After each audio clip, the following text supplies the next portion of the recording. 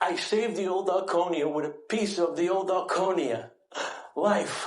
Lester killed Nicky? Bird-watching adorable Lester? He did it for the building, so there wouldn't be any more crime. He did it for you. Saying ain't so. Can it be true? Did Lester actually kill Nicky to protect the building? Is the adorable, kind, bird-watching Lester a killer? Welcome back to my channel, everybody, where today we'll be discussing the penultimate episode, episode 9 of season 5 of Only Murders in the Building, titled Lester. This episode was told through the lens of the annoying robot who I predicted weeks ago would hold the key to figuring out the mystery. We also see the building throwing a last supper as the residents discover that a killer may still be in their building. Boy, we have a lot to discuss, so let's solve this case and break down this episode. Full spoilers ahead. We open this week's episode with an important flashback before the murders, back when Lester was still alive. He and Miller unwrap a delivery, which is the new robot doorman ordered by the board. As we know, this bot was intended to help around the building, but was eventually created to replace a human. But Lester ain't having it, as we see him leaving it in the back of the staff area and has it on sleep mode. Now, while the robot's on sleep mode, we see the staff walking by complaining about their job, but we also get more clues to Lester talking to Randall and him being upset about working for Nicky and looking away for a long time, a moment we'll see in its entirety later in this episode. Now, flash forward to the night of the murder, we see Randall is panicking with a bloody elevator crank. And who is standing right there observing this situation? Robot Lester. Randall recognizes it and gestures for the robot to keep this a secret. As we cut to present day, where the trio confront Randall about the footage they saw in last episode. Now, of course, he denies, he pivots the conversation, and he bolts, leaving the trio behind as they don't really chase after their targets. This isn't a part of their skill set. Now, throughout the episode, the clock is ticking. We are 19 days away from the full residency evacuation. And Randall is gone, and the trio is back to square one. Meanwhile, we see Howard is quick to point out how since Randall is now missing, Robot Lester is now king of the palace. Now during this, we see Jay is really trying to convince Mabel to go out with him on their date. We skip ahead, and now it's 8 days left into move-out day. Now inside the cleaners, we find the Cachamilio brothers with their Nona as the trio asks when was the last time they've seen Randall, but they've had no luck in finding out anything because the boys are so concerned about the last time they hung out with their mom to watch movies and eat popcorn. Now, I've had my suspicions about the Cachamilio brothers since we first were introduced to them in episode 1. I'm starting to get the feeling that they're pretending, like this whole they don't know what's going on is like one big giant act. Are they maybe the murder minds behind this season's mystery, led by their Nona? More on them later, but the countdown drops rapidly from 19 days, 8 days, and finally 1 day left. As Randall has seamlessly vanished, there's no phone call records, he hasn't used his credit card, he's completely off the grid. Meanwhile, we watch as the trio's paths are going separate ways. Charles has a nursing home accidentally booked, Oliver is ready to move to New Zealand, and Mabel is still trying to figure out where she belongs outside of these storied walls. But then the final nail in the coffin hits as Mabel gets an alert on her phone, and it's Randall who's posted online that he's in Cuba. As their last lead is officially gone and all hope seems to be lost, or so they think. Now downstairs, Mabel runs into fresh out of jail Teddy, who's in the lobby. During these tough times, Mabel joins Teddy in drinking some non-toilet wine as they catch up and Teddy shares his life-changing experiences while he was in the clink. Meanwhile, this episode was really about the two Lesters, as we see Robot Lester doing his job and reminding the residents to remember the bylaws and rules, despite it being the final day in the building. But here is the real tragedy of this moment, and it belongs to Howard, as we witness the season's most heartbreaking breakup, and that's Howard and Robot Lester. Howard's retina scan, which previously granted him access to the robot, suddenly fails. And the reason? Camilla White. She has officially taken over security, replacing the old system. As we see Howard heartbroken by this, and later on we learn why, and it's more heartbreaking than I initially thought. Now, after a few drinks, we see Mabel reaches her breaking point. She's done. She announces she's quitting the investigation for good. And just as she's saying that, in comes Detective Williams. Now, Detective Williams is here on the last night, not to arrest anyone, but she wants to mourn the end of the building, but later, she reminds Mabel who she is and what she's great at. Meanwhile, as Charles completes his packing, we see Oliver is brimming with energy, proposing a grand hurrah. Now, the theme being the Last Supper and the Arconia, a tribute to their bonds. But Charles, he has other plans. A baseball game with a gentleman named Jim, an old friend that he met at the Hands Across America. As it appears that Charles has taken Mabel quitting to heart, but deep down, he can't face saying goodbye to Oliver and Mabel, so he's choosing to run towards a new life. Meanwhile, we see Oliver's left alone and he's heartbroken as well, as he's starting to realize that the Arconia isn't just closing, but the trio is actually fracturing. Now, down in the Velvet Room, we see Mabel and Williams are sharing a drink. Mabel shares with Williams her plans to see if Jay is a good guy by joining him for a week on his yacht. Now, it's here we see Detective Williams reminding Mabel how silly it is of an idea of spending time with Jay, and reminds her who they are at heart. They're people who just can't let problems go unsolved despite the odds being stacked up against them. Now, as Detective Williams is headed back to work, we watch as a slightly tipsy Mabel notices a shoe print on the floor, but after taking a closer look, Williams says that it's half of a flip-flop print. But here's the thing, the direction is going towards them, which leads them to fighting a mystery hidden door as they walk inside. Now inside, they find blood on the floor and the same white substance found on Nikki's clothes. Williams sees it leads directly into Nikki's dry cleaners, which means Nikki's body was brought into the cleaners through this secret room. Now meanwhile, Mabel also notices the background that Randall used to pretend he was in Cuba, which means that he's still somewhere in the building. Alright, let's discuss this secret room because this is very important to the mystery. So later in this episode, the show wants us to believe that Lester killed Nikki, and we'll discuss my thoughts on that later, but assuming that's true, we're supposed to expect Lester to drag Nikki's body, who has at least 80 to 100 pounds on him. He drugged the body through this secret room, up the stairs, and put him in the cleaners. I'm not buying it. So whoever moved that body through this room has to be important. And again, I don't believe it was Randall. I don't believe it was Lester who moved Nikki's body through this secret entrance. Now, back to the scene, we see Mabel finds Charles and Oliver and fills them in on Randall's whereabouts in the hidden room, but they don't know where he is currently in the building until a delivery guy arrives to drop off food to a vacant unit, as Robot Lester tells them that Randall has been squatting there. As the trio surprise Randall, but yet again he pulls another runaway move on them. As he runs through the lobby filled with people who can't run after him, we see Randall get stopped by running into Theo, as it is time for Randall to explain what actually happened. Now, I knew that Randall was being used as a misdirect in my last breakdown, but we watch as Randall finally tells the truth. Randall admits that he was following Lester's orders. He was told by Lester to keep quiet about the night of the murder for his own safety. But how do we verify this? The only witness is dead. Unless the robot saw everything. Which again, I did say that Lester robot would be handy a couple weeks ago. Now luckily, the previous robot who was thrown off the building's files were completely uploaded into the new model, as it shows everyone what actually happened that night. As they dim down the lights and watch the footage, it shows Lester out of breath as he needs Randall's help. He needed Randall to take the shrimp to Oliver's, but in his hand, he's holding the elevator crank, which is covered in blood, but it's not his blood. Now, Lester goes on and tells Randall that he didn't mean to hurt anyone, but he couldn't let the mobster take down his building, and he's been looking the other way for a very long time. Now, Randall flat out asks Lester if he killed someone, but Lester doesn't answer and tells Randall to keep this between them, again, for his own safety. Lester tells him to deliver the shrimp to Oliver because he knows what that would do, meaning that he put the finger in the shrimp for Oliver and the trio to uncover the truth about what actually happened to Nikki potentially. Lester says that he did what he did to save the building by using a piece of the building, the crank, as a weapon, a very poetic way of thinking about it. So, as it stands, Lester killed Nikki because he wanted to assure those in the building wouldn't have to deal with any more crimes, but he also didn't want them to lose their homes. Now, to me, the last line there alludes to Lester having had found out about Camilla and Nikki's partnership in turning the building into a casino. He didn't want to allow that to happen, which again makes what Camilla said about the damn doorman last week actually being in reference to Lester killing Nikki, the man she potentially loved.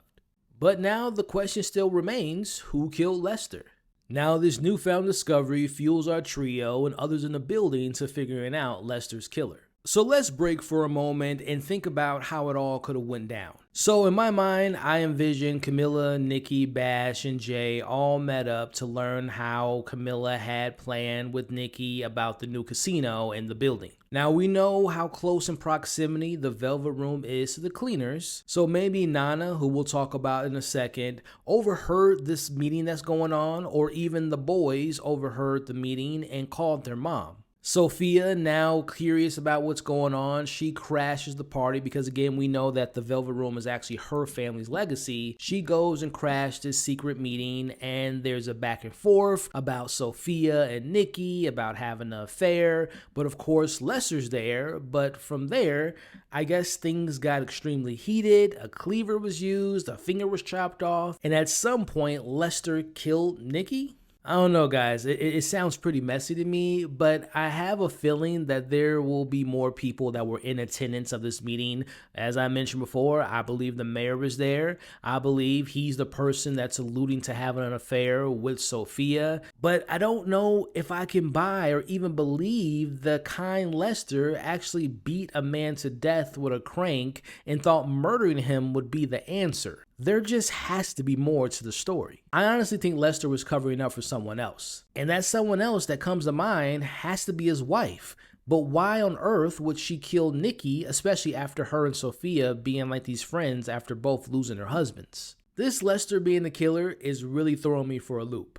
Now, as we come to a close of this episode, we witness Oliver playing Jesus at the Last Supper gathering as some of the original residents share some funny stories about their memories in the building. It's here we learn why Howard was so into the relationship with the robot and why he was so upset about the robot essentially breaking up with him. Now, this wasn't just a simple crush gone wrong. He was recently dumped by Jonathan, and the robot, much like his mother before him, represented a safe space he just lost. This explains his obsession over Lester the robot the whole time over the course of this season. As we watch, Charles gives him some kind words of encouragement about being a good neighbor. We have done a bad job of checking in with each other in this building, and that's on us. It's easy to assume that everyone is just okay, but sometimes they just aren't. And it's easy to forget to be a good neighbor. I'm not gonna lie, man, I love this scene. Not to get too emotional and sappy, but this scene to me is why I believe myself and many of you wonderful people love watching this show. Is this a perfect, flawless show with no plot holes? No. Are there moments of nonsensical, over-the-top things that happen for the sake of comedy and not based in story? Yes. But at the end of the day, this show thrives on its lovable characters. It thrives for its delightful charm within the whodunit genre. It's a show where we can all come together from all different walks of life and we deal with our ups and downs. But when Only Murders in the Building's on, we can all momentarily put our lives' difficulties aside and feel like we're part of a community. Because, hey, sometimes it's easy to forget to be a good neighbor. As this conversation with Howard sparks Charles to join his friends in saying goodbye at the Last Supper. Now, speaking of letting go, we see Mabel finally confronts Jay. She's not sailing off into a sunset until he proves that he's a good person. As we watch her shut the door in his face, did you all notice the robot watching Jay very suspiciously? I'm still in the camp that Bash has hacked into the robot and observing all of these conversations. Now in the kitchen, we see the two old friends admitting how much they appreciate their friendship over the years. As we see Charles amidst his fear of goodbyes masked by this baseball game idea, as we see him giving Oliver this heartfelt request for an autograph. Now, was it me, or did this episode feel more like a series finale rather than a penultimate episode? It begs the question, is next week's finale the end of the show? We'll discuss more of that a little bit later. Now, our last scene has the crew figuring out that the marks on the floor came from Lester the robot, but Howard points out that the marks they found isn't from the robot, but instead, it came from someone who owns a motorized wheelchair. And we know the only character this season that has one is... That is my Nona. Now we flash back to the night when the finger went missing, as we see Nana and the boys were the ones who took it out of Charles's refrigerator. as we get the voiceover from the robot who says they can't act out of malice, throwing away my robot killer theory idea, as the trio with Howard and recently new Italian speaker Teddy, as they confront them as Nana and the boys were involved in the cover-up, if not the initial crime, as she knows she's been caught. Okay, let's talk about that last scene and talk about what we know so far about... That is my Nona. Well, we know so far that she is the grandmother of the Catchamilio boys, she is the mother-in-law of Sophia, and she's the mother of Nikki. Now, thinking about the moment we saw her throwing the pistachios at Sophia at the start of episode 6, was that because she hated the fact that she was having an affair with her son? Or is there something deeper at play? Now, why would Nana, with the help of her grandsons, be so interested in this finger? What's so damn important about this finger? Again, thinking about Jay telling Mabel that it cost him a fortune, and yet we have no idea whom finger it is. Right now, my running theory is Nana and the boys secured the finger to protect the legacy of the Velvet Room. Think about it. The Velvet Room represents power, influence, and perhaps secrets. They wouldn't want that falling into the wrong hands, pun intended. But this is where it gets super complicated. How did the billionaires get their hands on the finger again when we saw it at their board game retreat?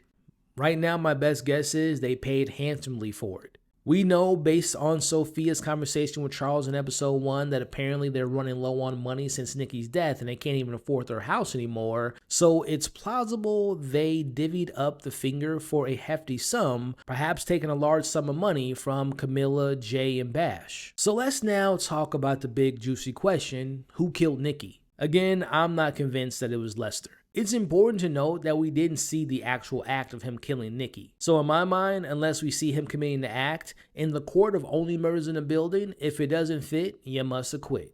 But for the sake of argument, let's stick with the idea that Lester did kill Nikki. As I mentioned earlier, the only way I can envision Lester killing Nikki is if Nikki threatened his wife or his kids, who, by the way, where the hell are their kids? You would think that they would have popped up at some point this season, especially at his funeral. But back to Lester being a killer, his entire speech was about protecting the building. That to me felt genuine, didn't it? So if not Lester, then who? And also, who killed Lester? Right now, the only thing I feel confident about is that Camilla played some significant role in Nikki's demise. Again, thinking about jealousy. Nikki was married, perhaps even reconsidering his partnership with Camilla to joining her and making the building into a casino. I think he backed out at the last minute, and Camilla, a woman who clearly plays a long game, she wouldn't stand for it, so she either killed him or had him killed. And that leaves Lester, who witnesses Nikki getting murdered and a finger getting chopped off, perhaps Camilla or her associates as a message, and Lester, being Lester, took the evidence. Again, right now, all fingers, pun intended, point to Camilla White in my eyes. Every single move she's made has been very calculated. Her potential involvement in Nikki's death, her dealings with the finger, all points towards being a master manipulator, orchestrating events from the shadows. So what do we know so far going into the finale? We know that Nana is more than just a pistachio-throwing mother-in-law. We know obviously the finger is a linchpin connecting all the main players. And based on this episode, Lester is more of a complex individual whose true role is still scattered in the mystery. Now, speaking of the mystery, I think this is an important conversation before we wrap up. Is this the last season of the show? Now, if you all have been paying attention, most of the new seasons have been announced during like the beginnings of whatever particular season was being aired, but we've yet to hear an announcement about season 6. Now, in my mind, if this was truly the final season, I'm pretty confident the marketing for season 5 would have been, this is the last season, making it that we all have to watch to see how it all plays out. But clearly, they didn't advertise this 5th season in that manner. Now, my gut tells me that there's no way that they don't renew this for a 6th season, which, by the way, if and when they do, I feel like season 6 would be the final season of the show, because we still have some pretty big unanswered questions that remain. But at the same time, we know how important in the streaming wars that we are, how important numbers are these days. I would be lying if I didn't say how much I've noticed that this show doesn't have the same level of excitement, doesn't have the same level of buzz. Now, yes, the show is beloved by most of us who still watch it. The show still gets awarded during the award season, but the viewership numbers have not been the same as previous seasons. I mean, hell, even throw into the mix that Hulu as a platform isn't going to be around for much longer, which doesn't mean a lot because obviously they can roll this into the Disney Plus platform, which they have because it's available on both platforms. But I still think the show's actual viewership numbers aren't as strong, and I don't think this show brings in as many new subscribers as it did in the past. With all that being said, is there a chance that we don't get a season 6? Could next week's finale be the last episode of the show? Again, I don't feel like that's the case, but let me know what you all think. So overall, I would say I enjoyed this penultimate episode. Like, I love seeing the building coming together and appreciating each other and all the experiences and joy they've had over the years. But I don't see this being the end of the building come next week. Like, I think they're going to find something on Camilla, which is going to break up the deal. They're going to be able to stay in the building. At least that's what I feel is going to happen next week. Again, I love seeing all the emotional beats that really worked for me in this episode. But more importantly, I love the fact that going into next week's finale, I'm not 100% sure on my predictions as I have been in previous seasons. Well, ladies and gentlemen, that will conclude my breakdown of episode 9 of season 5 of Only Murders in the Building.